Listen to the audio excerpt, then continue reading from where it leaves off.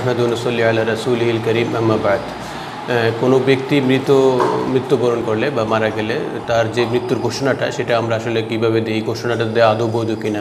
আমরা সাধারণত mobile device বা মাইক বা কারো বাড়িতে ডোর টু ডোর গিয়ে আমরা সাধারণত ঘোষণাটা দিয়ে থাকি।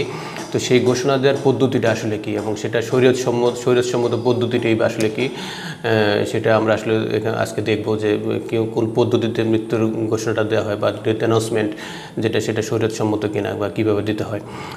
প্রথমেই আমরা একটি হাদিস নিয়ে আলোচনা করব, যেটা হযরত হুযায়ফা ইবনে ইয়ামান রাদিয়াল্লাহু আনহু থেকে বর্ণিত। ক্বালা, তিনি বলেন, ইন্নী ইযা মিততু ফালা তুযিনু বি, তিনি বলতেছেন যে যদি আমি মারা যাই তাহলে তোমরা আমার মৃত্যুর ঘোষণাটা দিও না। ইন্নী আখাফু আন ইয়াকুনা নাইয়ান, তিনি বলতেছেন যে আমি ভয় পাই যে এটা নাই হয়ে যায় কিনা। এই শব্দটা উনি ব্যবহার করছেন, এই শব্দটা নিয়ে মূলত আলোচনার বিষয়টা। ফাইন্নী সামি'তু রাসূলুল্লাহ সাল্লাল্লাহু আলাইহি ওয়াসাল্লাম ইয়ানহা আন নাই, কেননা তিনি বলতেছেন যে নিশ্চয়ই আমি শুনেছি রাসূলুল্লাহ সাল্লাল্লাহু আলাইহি ওয়াসাল্লামের কাছ থেকে যে তিনি নিষেধ করেছেন নাই থেকে। হাদিসটি হাফিজ ইবনে হাজার আসকালানী, আল্লামা নাসিরউদ্দিন আলবানী হাসান সহিহ বলেছেন। তিরমিজিতে হাদিসটি এসেছে।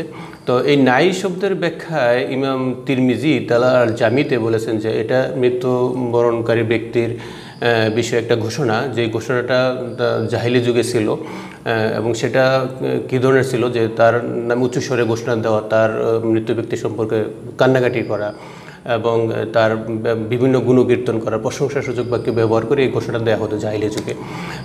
এখন এই যে ডেথ অ্যানাউন্সমেন্ট, এই মৃত্যু ঘোষণাটা, এটা কয় ধরনের? এটা দুই ধরনের। সাধারণ আমরা যেটা প্র্যাকটিক্যালি যেটা ব্যবহার করি, এটা দুই ধরনের ঘোষণা হয়ে থাকে।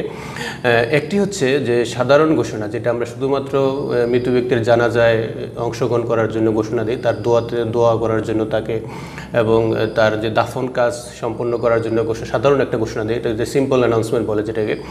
আরেকটা হচ্ছে যেটা জাহিলিয়াতের অ্যানাউন্সমেন্ট, যেটা খুব একটু অন্যরকম, যেমন ডোর টু ডোর, মানুষের বাড়িতে যে বাজারে, মার্কেটে, তারপরে আপনার উঁচু জায়গা থেকে কোথাও এই ঘোষণাটা দেওয়া, কান্নাকাটি করা, তার প্রশংসাসূচক বাক্য ব্যবহার করা। তো এটার ব্যাপারে সকল উলামায়ে কেরামগণ বলতেছেন যে জাহিলি যুগের যে নাইটা সেটা আসলে শরীয়তসম্মত না, এটা হারাম, এটা করাই যাবে না। কিন্তু যেটা সিম্পল, যেটা অ্যানাউন্সমেন্ট, ডেথ অ্যানাউন্সমেন্ট আমরা দিয়ে থাকি সাধারণত, সেটাকে সমস্ত উলামায়ে কেরামগণ মুস্তাহাব বলেছেন এবং তারা তাদের সপক্ষে যে দলিলগুলো দিয়ে আসছেন। প্রথমেই মুত্তাফাকুন আলাইহির যে হাদিসটি, আন আবি হুরায়রা রাদিয়াল্লাহু আনহু আন্না রাসূলুল্লাহ সাল্লাল্লাহু আলাইহি ওয়াসাল্লাম নাল নাজ্জাশি ফি ইয়াউমিল্লাযী মাতা ফিহি। মুত্তাফাকুন আলাইহির হাদিসটি হযরত আবু হুরায়রা রাদিয়াল্লাহু আনহু থেকে বর্ণিত। তিনি বলছেন যে আন্না রাসূলুল্লাহ সাল্লাল্লাহু আলাইহি ওয়াসাল্লাম, নিশ্চয়ই রাসূলুল্লাহ সাল্লাল্লাহু আলাইহি ওয়াসাল্লাম নান নাজ্জাশি ফিল ইয়াউমিল্লাযী মাতা ফিহি, নাজ্জাশির মৃত্যুর ঘোষণাটা দিলেন ওই দিন যেদিন উনি মারা গেলেন। খরাজা বিহিম ইলা মুসল্লা, এবং সাহাবায়ে কেরামদেরকে নিয়ে মুসল্লার দিকে উনি বের হলেন। ফাসফা বিহি, এবং ওখানে কাতার ঠিক করলেন। কাব্বার আলাইহি আরবা তাকবীরাত, এবং 4 তাকবীরে তিনি ওইখানে সালাত জানাজা আদায় করলেন। অন্য একটি রাওয়ায়াতে আসছে যে আস্তাগফিরু লি আখিকুম, তিনি বলতেছেন যে তোমার ভাইয়ের জন্য তোমরা ইস্তিগফার কামনা করো, নাজ্জাশির জন্য ইস্তিগফার কামনা করার কথা বলতেছেন। ইমাম নববী রাহিমাহুল্লাহ এই হাদিসের ব্যাখ্যা বলতেছেন যে এই যে ডেথ অ্যানাউন্সমেন্ট, এটা সাধারণ যে ডেথ অ্যানাউন্সমেন্ট, এটা হচ্ছে মুস্তাহাব, এটা মুস্তাহাব, এবং জাহিলিয়াতের যে ডেথ অ্যানাউন্সমেন্টটা সেটা মুস্তাহাব না। তো এখানে নাই শব্দটা দ্বারা জাহিলিয়াতের যে ডেথ অ্যানাউন্সমেন্ট সেটাকে বোঝানো হয়েছে মূলত।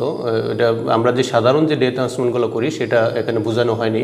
এবং জাহিলিয়াতের যেই ডেথ অ্যানাউন্সমেন্টটা, মৃত্যুর ঘোষণাটা, সেটা সাধারণত যেটা অহংকার বা এই জাতীয় শব্দগুলো ব্যবহার করা মৃত ব্যক্তি সম্পর্কে, যে সে অমুক বংশের ছিল, তার এই গুণ ছিল, এই ধরনের কথাবার্তা বর্ণনা করে ওই অ্যানাউন্সগুলো দেওয়া হয়ে থাকে।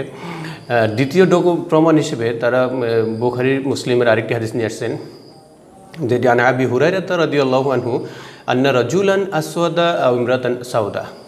আবু হুরায়রা রাদিয়াল্লাহু আনহু থেকে হাদিসটি আসছে যে তিনি বলছেন, নিশ্চয়ই একটি কালো পুরুষ ব্যক্তি অথবা একজন কালো নারী, কানা ইয়াকুমুল মাসজিদা, সে মসজিদের সেবা করে থাকতো। ফামাতা, সে মারা গেল। ফাসালান নবী সাল্লাল্লাহু আলাইহি ওয়াসাল্লাম আনহু, নবী করিম সাল্লাল্লাহু আলাইহি ওয়াসাল্লাম তার ব্যাপারে সাহাবায়ে কেরামদেরকে জিজ্ঞাসা করলেন। ফাকালু, সাহাবায়ে কেরামগণ বললেন, মাতা, সে মারা গেছে। কলা, রাসূলুল্লাহ সাল্লাল্লাহু আলাইহি ওয়াসাল্লাম বলেন, আফালা কুনতুম আযানতুমুনি বি, তোমরা কি তার ব্যাপারে আমাকে বলবো না, একটা মেসেজ দিবে না, একটা সংবাদ দিবে না, তার মৃত্যু সংবাদটা আমাকে বলবো না? তখন তিনি বলেন যে দুল্লুনি আলা কবরিহি আও কলা কবরিহা, তোমরা আমাকে তার কবরটা অথবা ওই মহিলার পুরুষ লোকের কবরটা, মহিলার কবরটা অথবা পুরুষ লোকের কবরটা তোমরা আমাকে দেখিয়ে দাও। ফাতা কবরাহা, অথবা রাসূল ইসলাম তার কবর নিকট আসলেন, ফাসাল্লাহ আলাইহা, এবং কবরের উপর দাঁড়িয়ে উনি জানাজা আদায় করলেন। তো এই দুটো হাদিস দিয়ে একটা বিষয় পরিষ্কার যে নাজ্জাশীর মৃত্যু সংবাদটা রাসূল নিজে ঘোষণা করলেন, এবং আরেকজনের মৃত্যু সংবাদটা রাসূলুল্লাহ সাল্লাল্লাহু আলাইহি সাল্লামের কাছে ঘোষণা না করার ফলে তিনি একটু রাগান্বিত হইলেন এবং সাহাবাইদেরকে একটু ধমকের সুরে বললেন, কেন তোমরা তার মৃত্যুর সংবাদটা আমাকে দিলে না। তার মানে মৃত্যুর সংবাদটা, ডেথ অ্যানাউন্সমেন্টটা ঘোষণা করা একটা গুরুত্বপূর্ণ কাজ। অন্যদিকে মুতার যুদ্ধে যে 3 জন সাহাবাই শাহাদাত বরণ করেছিলেন, হযরত যায়েদ, হযরত জাফর বিন আবু তালিব, আব্দুল ইবনে রাওয়াহা, তাদের ব্যাপারে রাসূলুল্লাহ সাল্লাল্লাহু আলাইহি ওয়াসাল্লাম যে মেসেজটা সাহাবায়ে কেরামদেরকে দিয়েছিলেন, সেখানে তিনি কিন্তু জানাজা আদায় করার কথা বলেননি, জাস্ট মেসেজটা উনি কনভে করছেন, তাদের নিকট পৌঁছাইছেন। সুতরাং এখানেও ওই হাদিসেও দেখা যায় যে আসলে মেসেজ পৌঁছানোটা খুব গুরুত্বপূর্ণ, সংবাদটা পৌঁছানোটাই গুরুত্বপূর্ণ। তো এখন এই হাদিসগুলোর আলোকে হযরত আবু হুরায়রা রাদিয়াল্লাহু আনহুর আরেকটি আসার আছে, যে আসারে আবু হুরায়রা রাদিয়াল্লাহু আনহু একটা মজলিস দিয়ে অতিক্রম করছিলেন। তো একটা জানাজাতে অংশগ্রহণ করার জন্য মজলিসের পাশ দিয়ে যাচ্ছিলেন এবং মজলিসের লোকদেরকে বললেন যে তোমাদের এক ভাই মারা গেছে, তোমরা তার জানাজায় অংশগ্রহণ করো। এইভাবে তারা মেসেজগুলো তৎকালীন সময় কনভে করতেন। তার মানে ডেথ অ্যানাউন্সমেন্ট ঘোষণা করাটা একটা খুব গুরুত্বপূর্ণ কাজ, এটা একদম সুন্নাত দ্বারা সাবেত এবং প্রতিষ্ঠিত। তো এই ব্যাপারে আমাদের উলামায়ে কেরামগণ কী বলতেছেন দেখি, যে ফাতওয়া লাজনাতুদ দায়মা বলতেছে যে মৃত ব্যক্তির রিলেটিভস যারা আছে, ফ্রেন্ডস যারা থাকবে, নেইবার যারা থাকবে, আত্মীয় স্বজন যারা থাকবে, তাদের কাছে মৃত্যু ব্যক্তির মৃত্যুর ঘোষণাটা পৌঁছানোটা এটা পারমিসিবল এবং এটা বৈধ, এবং তাদেরকে এই জন্য এটা পৌঁছাতে হবে যেন তার ফিউনারাল প্রেয়ার যেটা থাকবে, তার দাফন কাফনের যে কাজগুলো থাকবে, তার জন্য দোয়ার যে বিষয়গুলো থাকবে, এই জন্য তাদের নিকট মেসেজটা পৌঁছাতে হবে। এখন এই যে নাই যে শব্দটা নিয়ে এত বিতর্ক, সেই শব্দটা আসলে কি? সেই শব্দটা হচ্ছে জাহিলি যুগের এক ধরনের ডেথ অ্যানাউন্সমেন্ট, যেখানে অনেক উচ্চস্বরে কান্নাকাটি করা হতো মৃত ব্যক্তি সম্পর্কে, তার ভয়েসটাকে উঁচু করা হতো, যে ঘোষণা দিত মৃত্যু সংবাদটা সে ভয়েসটাকে উঁচু করতো, এবং তার মৃত ব্যক্তির যে গুড কোয়ালিটিসগুলো আছে, ভালো গুণগুলো আছে, অন্যান্য গুণগুলো আছে, এই গুণগুলো কীর্তন করতো এবং তার বংশের উঁচু বংশীয় বিভিন্ন বিষয়গুলো এখানে বর্ণনা করতো। এটাকে বলা হতো নাই। এই নায়ীকেই হযরত হুযায়ফা বিন আয়মান রাদিয়াল্লাহু আনহু এই নায়ীর ব্যাপারে খুব সতর্ক ছিলেন, এবং এটা ছিল তার একটা প্রিকশন, মানে তিনি পূর্ব থেকেই সতর্কতা অবলম্বন করতেন। হাসিয়া ইবনে মাজাতে আল সিন্দি রাহিমাহুল্লাহ, ইবনে মাজার হাসিয়াতে উনি খুব সুন্দর করে বলছেন যে হুযায়ফা বিন আয়মানের এটা ছিল একটা প্রিকশন, তিনি ভয় পেতেন না জানি তার মৃত্যুর পরে এরকম নায়ী হয়ে যায়, এই জন্য উনি এটা ভয় পেতেন। আসলে নায়ীটা ছিল একদম জাহিলিয়াতের নায়ী, যেটা সাধারণ আমরা যে মৃত্যুর ঘোষণা দেই সেই ধরনের ঘোষণা এটা নয়। হাফেজ ইবনে হাজার তার ফাথুল বাড়িতে হাফিজ ইবনে হাজার বলতেছেন যে সব ধরনের নায়ী নিষিদ্ধ না, যেটা শুধুমাত্র জাহিলিয়াতের যে নায়ীটা আছে সেটাই নিষিদ্ধ। জাহিলিয়াতের নায়ী আমরা যে মৃত্যুর ঘোষণাগুলো সাধারণত দিয়ে থাকি সেটা জাহিলিয়াতের নায়ী না। শুধুমাত্র যদি কেউ জাহিলিয়াতের নায়ীতেই যাবে, এরকম কান্নাকাটি করা, উচ্চস্বরে বলা, তখন সেক্ষেত্রে সেটা হবে নিষিদ্ধ। বিখ্যাত তাবি মুহাম্মদ ইবনে শিরিন রাহিমাহুল্লাহ বলতেছেন যে তিনি এই সাধারণ যে তার মৃত ব্যক্তির বন্ধুবান্ধব, আত্মীয় স্বজন, এদেরকে মৃত্যু সংবাদ পৌঁছানোটার ব্যাপারে তিনি কোনো প্রকার অসুবিধা দেখেন না। তিনি বলেন যে এটা ভালো কাজ, এবং যাতে করে তার জানাজায় অংশগ্রহণ করে, তার জন্য দোয়া করে, এই জন্য এই মৃত্যু ঘোষণাটা দেওয়া বা ডেট অ্যানাউন্সমেন্টটা খুব ইম্পর্ট্যান্ট, এটা দিতে হবে। তুফাত আল আহওয়াদিতে এই হযরত হুযায়ফা বিন আয়মানের হাদিসটার ব্যাখ্যায় বলা হয়েছে যে এই ধরনের ডেথ অ্যানাউন্সমেন্টগুলো শুধুমাত্র জাহিলি যুগের জন্য, যেটা সাধারণ আমরা যে ডেথ অ্যানাউন্সমেন্টটা করি সেটা এই ক্ষেত্রে এই নারীর ক্ষেত্রে প্রযোজ্য হবে না।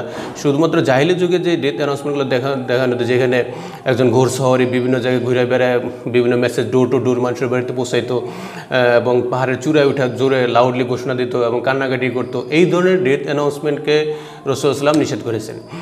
তারপরে আপনি দেখেন যে ইবনুল আরাবি, বিখ্যাত একজন স্পিকার ছিলেন, ইসলামী স্কলার ছিলেন, তিনি 3টা স্টেপের কথা বলছেন নারীর ব্যাপারে। তো ফার্স্ট স্টেপটা কী ছিল দেখেন, তিনি বলতেছেন যে the first is informing the family, friends and neighbour people and writers people.